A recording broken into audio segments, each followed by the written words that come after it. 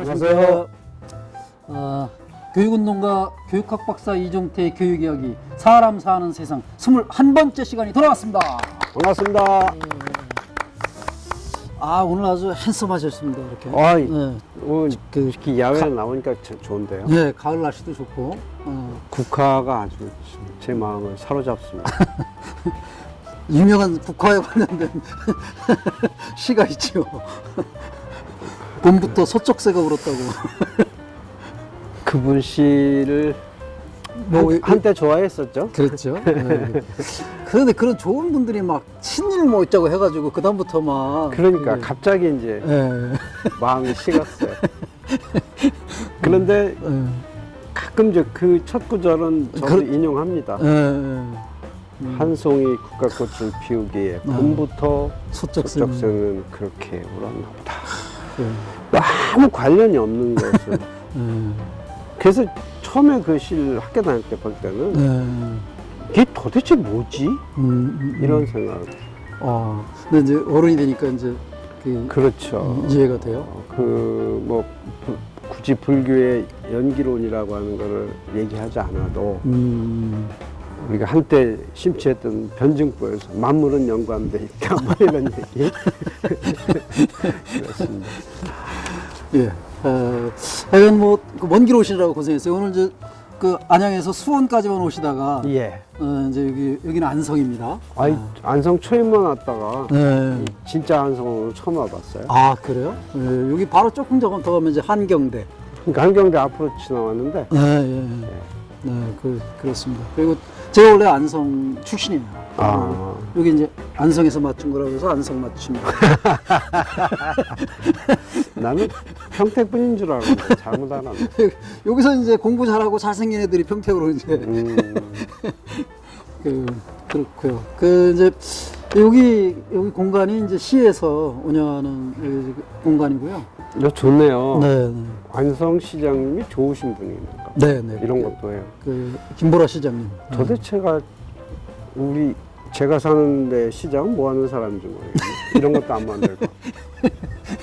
교육 이야기 하시러 왔다가 갑자기 안양시장 욕을 하고 계셔.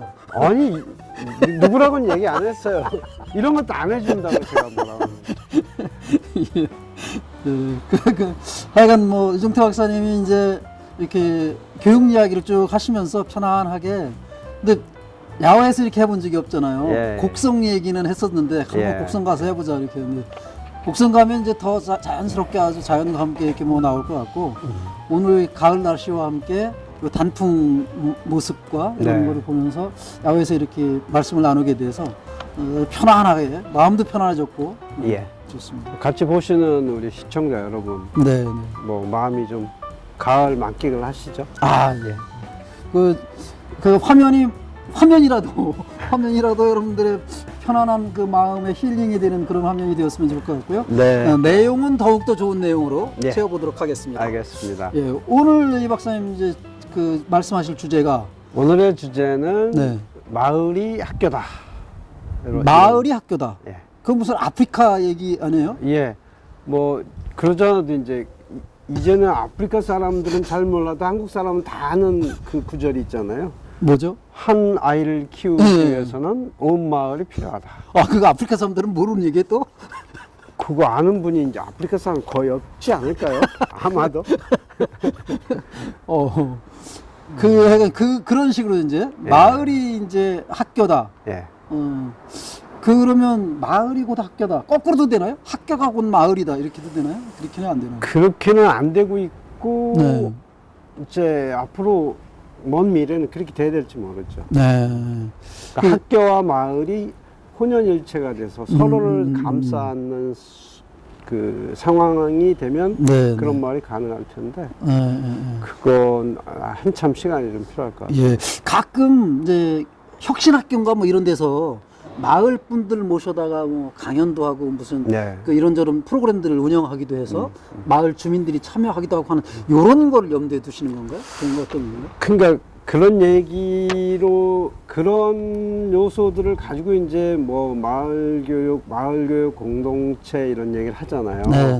근데 이제 제가 볼 때는 본래 마을이 학교다라고 하는 말 속에서 담아내고자 하는 내용에 비춰보면 네. 이제 거의 뭐 양념 수준도 안 되는 그냥 이제 하는 신용을 보이기 위한 너스레 뭐 이런 정도로 네. 그래서 그 단계를 넘어서야 된다는 말씀을 오늘 드리려고 합니다. 네. 자, 그러면 이제 마을이 곧 학교다. 이제 이 얘기 들어가기 전에 지금까지 또 이렇게 이 박사님 그 정리하시는 게 있잖아요. 또 예, 정리라고 그래가지고 지난번에 드렸던 말씀이 이제 그 가장 최근 회가 이제 학교 자치를 말씀을 드렸는데 제가 이제 학교 자치 문제를 가지고 이제 몇 분 교장 선생님들하고 얘기를 했어요.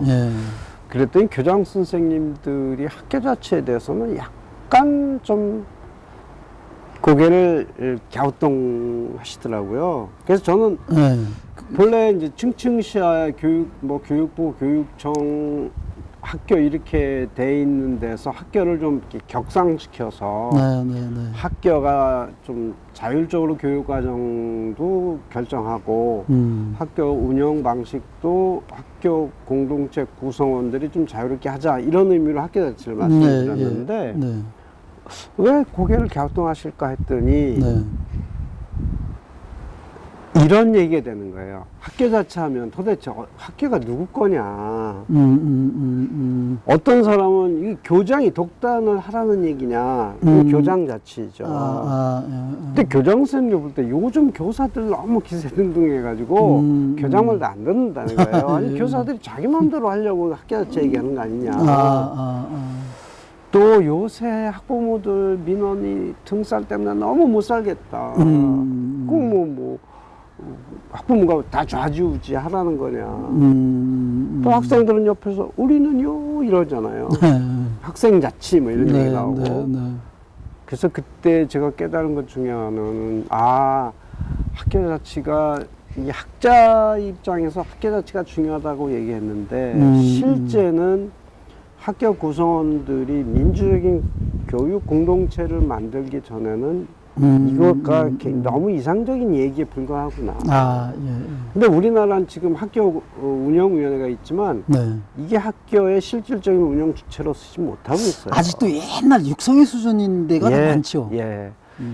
실질적인 권한이 없는 데다가 이걸 또 교장 선생님이나 또 이런 분들이 이걸 좀 이렇게 키우려고 하는 게 아니라 적절히 이제 그냥 양념으로만 쓰시려고 그런 문제가 있어서 학교 자체에 그런 한계가 있다는 걸 다시 새삼스럽게 깨달았고, 또 하나의 문제는 이게 학교 자치를 하려면 뭔가 내 마음대로 좀 이렇게 물건도 사고 쓰고 그래야 되잖아요. 한마디로 재정의 자율성이 있어야 되는데 학교가 재정의 자율성이 너무 없어요. 그래서 이제 하도 그런 원성이 자자하니까 꽤 여러 해 전에 총액 예산제라는 걸 이제 실시하긴 했어요. 요건 어디에 쓰고 요건 어디에 쓰고 옛날에 그렇게까지 세부적으로는 하지 말고 요즘 이제 그냥 학교 운영비를 통째로 줘요. 그래서 저는 이제 그 재정의 상당히 자율성을 얻은 줄 알았어요. 융통성이 좀 있는 줄 알았는데 알고 보니까 그렇게 쓸 수 있는 학교 운영비는 이만큼 되고 나머지 학교의 공사비다 설치비다 하는 걸 보면 다 목적 사업 들어오는 게 훨씬 커요. 요즘 또 연말이 되다 보니까 갑자기 경기도에 그 1조 원이 추가로 배정이 됐대요. 요새 세수가 너무 많이 거쳤어요. 경기도에 이 돈을 어디다 쓸 줄 모르니까 갑자기 학교에다가 몇 천만 원씩 줘가지고 그걸 어디다 쓰라고 이제 지시가 내려왔대요. 그래서 선생님들이 그걸 어떻게 써야 되는지 전전긍긍하면서 지금 2달밖에 안 남았는데 엄청 고생한다고 그러더라고. 그러니까 이게 도대체가 이거를 학교에다 주고 올해 못 쓰면 내년에도 써라. 학교에 정말 필요한 대로 써라 하면 학교가 정말 유용하게 쓸 수 있잖아요. 근데 우리나라 예산 구조가 그렇게 안 하죠. 회계 연도를 딱 넘기는 순간 도로 다 가져가고 반납해 아니면 내년 예산 깎고. 네, 그렇게 돼서 어쨌든 이런 재정적인 독립성이 없이는 학교 자체가 또 상당히 그림의 떡이구나 이런 생각이 들어서 좀 안타까운 마음을 가졌습니다. 그래서 그런 걸 제가 새로 인식하게 됐다는 것과 이걸 해서 좀 더 학교 자치 개념을 더 좀 잘 발전시켜야 되겠다. 예, 그런 내용까지 이제 포함시켜서 실제로 근데 자치는 이루어져야 되잖아요. 옛날 방식으로다 그냥 대통령이 교육부 장관 임명하고 교육부 장관이 교육감 임명하고 뭐 막 옛날에 그런 식으로 다 맞습니다. 하던 그거는 벗어나야 되고 그 이제 현실이 항상 이상으로부터 너무 멀리 떨어졌어요. 그러면 이제 지난번 그렇게 해서 학교 자치 문제를 조금 정리해 주셨고 오늘의 이제 새로운 주제 그래서 이제 우선은 마을이 곧 학교다. 그 아까 아프리카 분들이 뭐 처음에 속담처럼 얘기했다는 한 아이를 기회해서 온 마을이 필요하다라고 할 때 도대체 마을이 뭐냐는 거예요. 마을. 옛날에는 전락 공동체가 있어서 마을 하면 눈에 딱 들어왔는데. 저 같은 경우는 딱 떠오르거든요. 그 마을 그러면. 우리 세대만 그래요. 그래. 지금 아파트 저기 고층 아파트 있는데 이분들은 여기 사는 아이들한테 마을이 뭐니? 마을이요? 모르겠는데요. 우리 아파트 동이요? 이렇게 얘기할 건데 아파트는 또 다 칸막이가 돼 있잖아요. 아파트 요새 아파트 이름이 백곤마을 뭐 이렇게 하는 게가 있어요. 그러니까 그게 이제 이름은 옛날 마을을 연상하는 식으로 붙이는데 요즘 옆집도 몰라.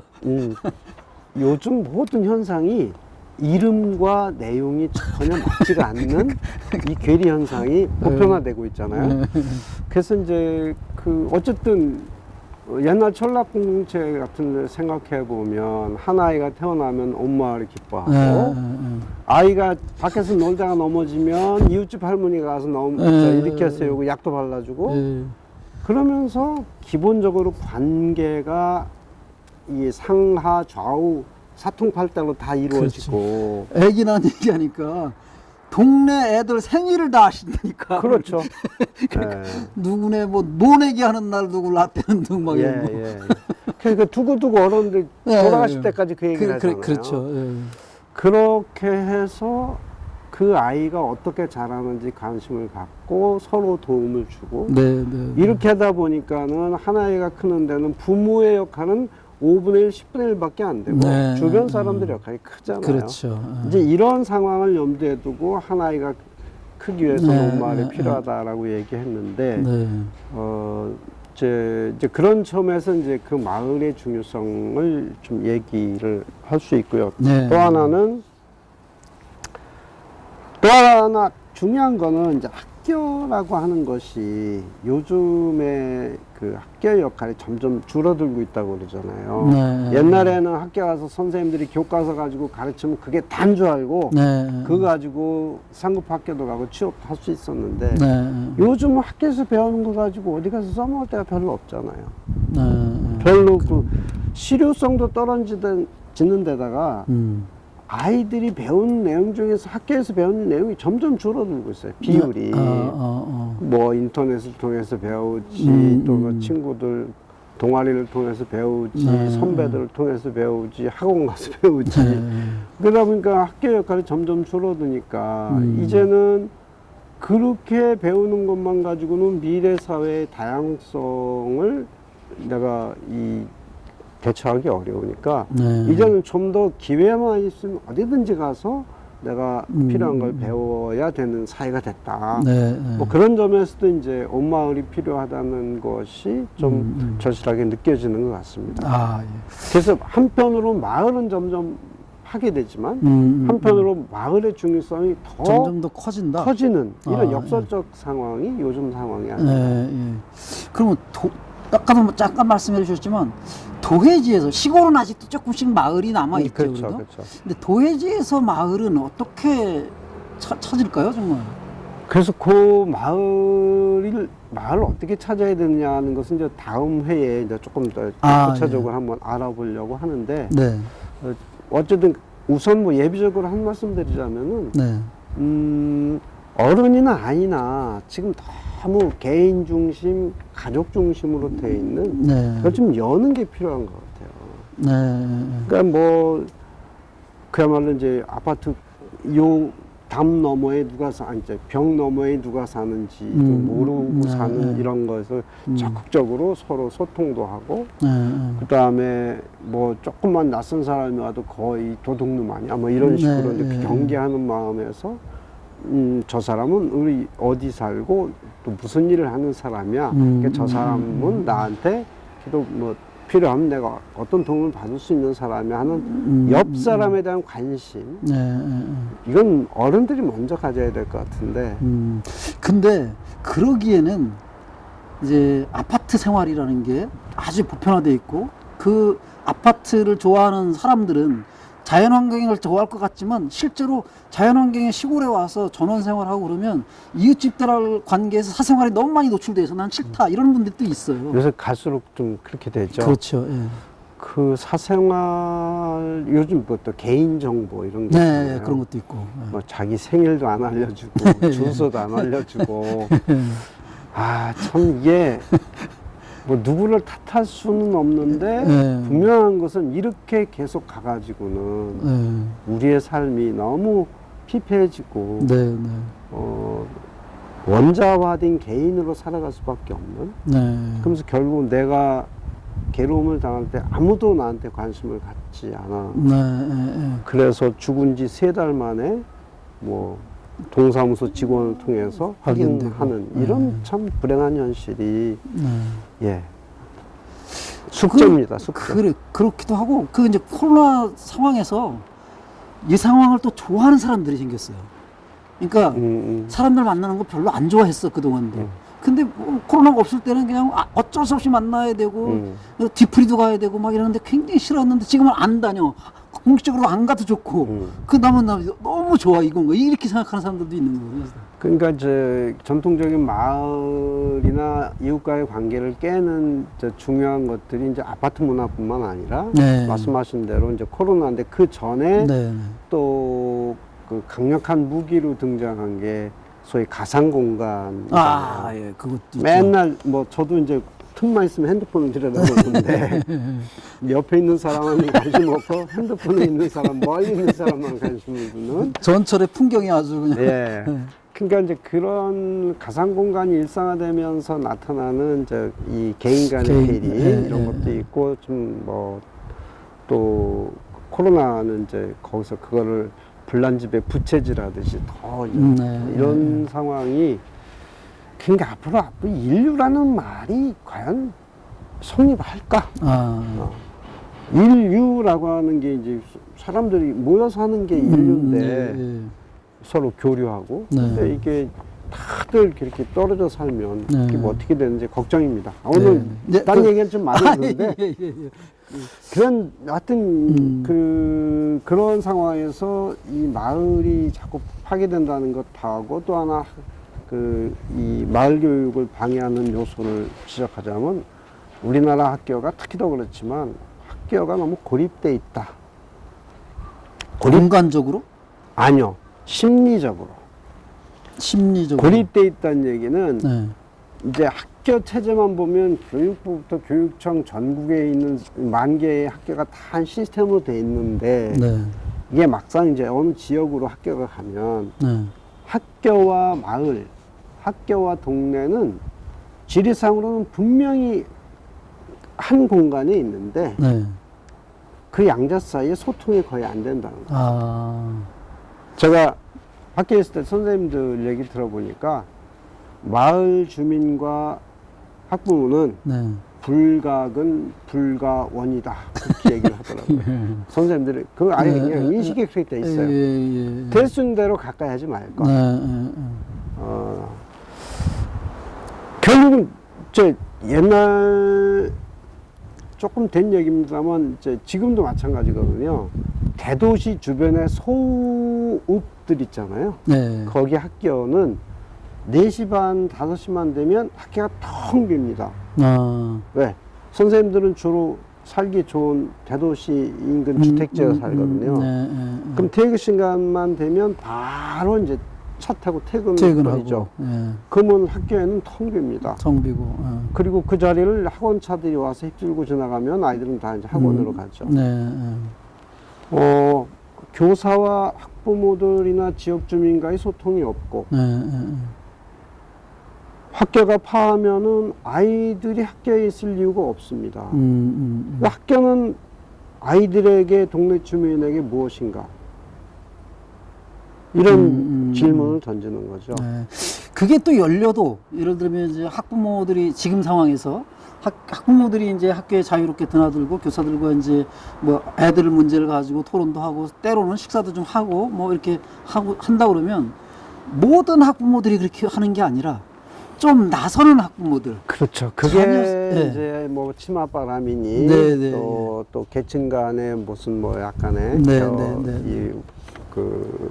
뭐랄까 차이 이런 걸 좀 불러오기도 했는데 그러나 분명한 것은 오늘의 주제에 비춰보면은 교육은 교사만으로 할 수 없고 학부모 혼자 할 수 없고 둘이 협력해야 되는 건데 그것을 좀 의원을 확장하면 학교와 지역이 협력해야 되는 거거든요. 근데 이런 당위론에 비춰보면 지금 현실은 뭔가 크게 잘못된 거예요. 네, 그렇죠.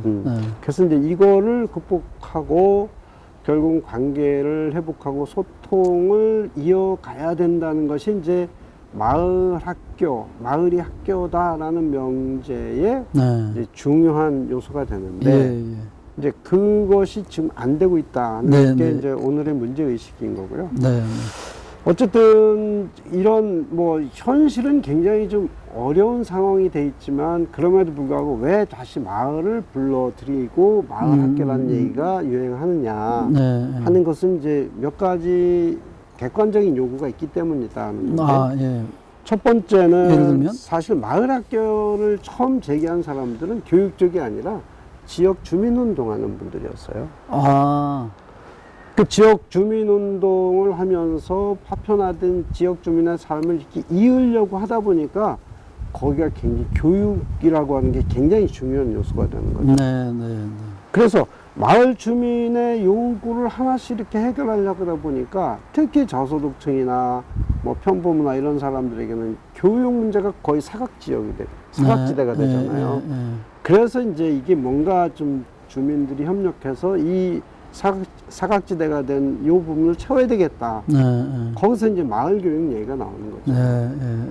그래, 이제 한편으로는 그런 파편화된 삶을 다시 어떻게 좀 극복해보자는 지역운동 차원에서 이제 요구가 있었고, 다른 하나는 아까 잠깐 말씀드린 것지만 배움의 성격이 이제 달라졌다는 거죠. 학교 하나만 가지고는 미래사회에 도저히 대응할 수 없는 옛날 학교에서 배우면 한마디로 표준화된 지식이었잖아요.